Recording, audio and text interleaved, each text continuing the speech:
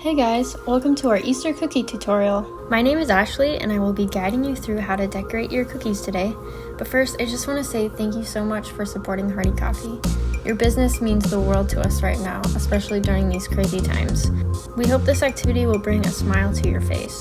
That being said, let's get started. The first thing we're going to do is set out all of the materials and prep our icings. It's normal for the color to separate from the icing, so we need to work the color back in by massaging the bags. Once you've done this with each icing, go through and cut a very tiny amount off the tips of the bags. A few millimeters is all you need. Start smaller, and if your line is too thin, go back and cut a couple more millimeters off. The goal is for the icing to flow out easily in a thin line with minimal pressure. We'll start each cookie by outlining its shape. When doing line work like this, you really don't have to use much pressure at all. Your hand is just there to guide the icing as it comes out. And once you have it outlined, then you can go back and squeeze with much more pressure to fill in the entire shape. And the term for this is called flooding.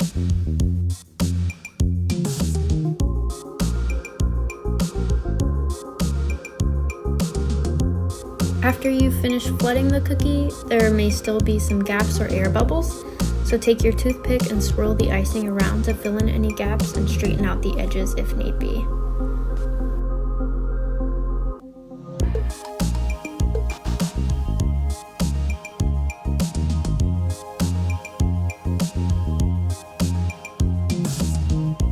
Next, you'll set your cookie aside to dry to a matte finish before adding more details.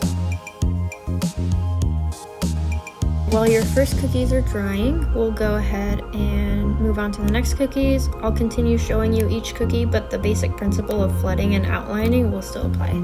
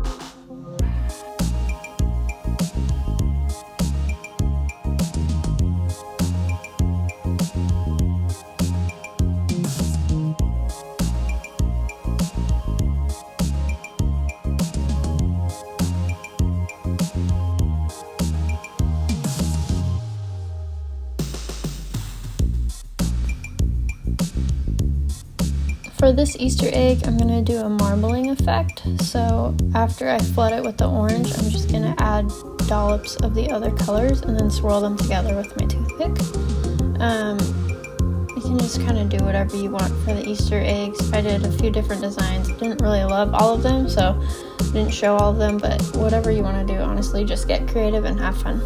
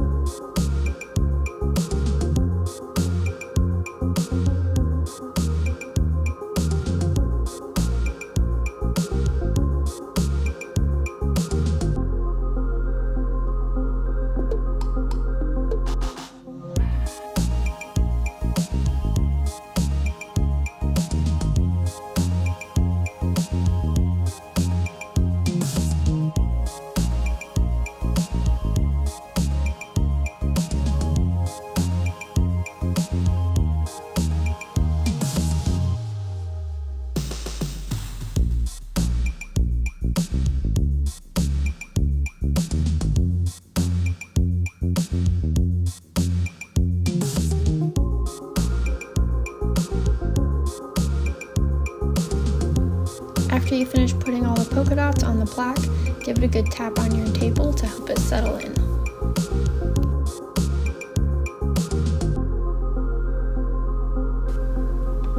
Going back to the bunny, we're going to fill in the ears. It's important that this one is completely dry to the touch before adding the pink part, because we're going to dip the ears in the sanding sugar, and you don't want the sanding sugar to stick to any of the rest of the cookie. So just fill it in and then gently dip it in the sanding sugar and then brush off any excess.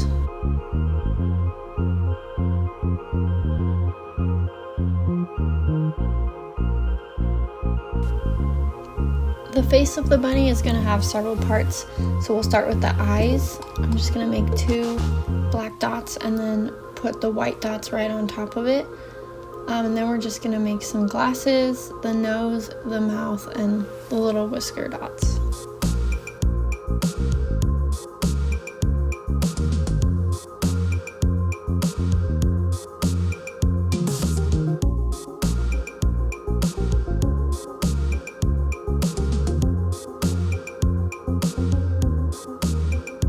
It's a very studious bunny.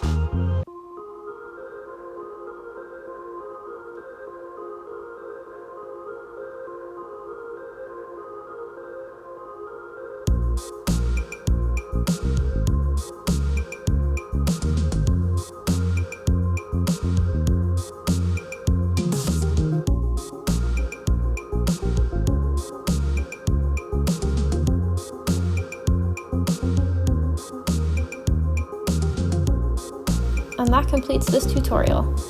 I hope you had fun and maybe learned something new in the process.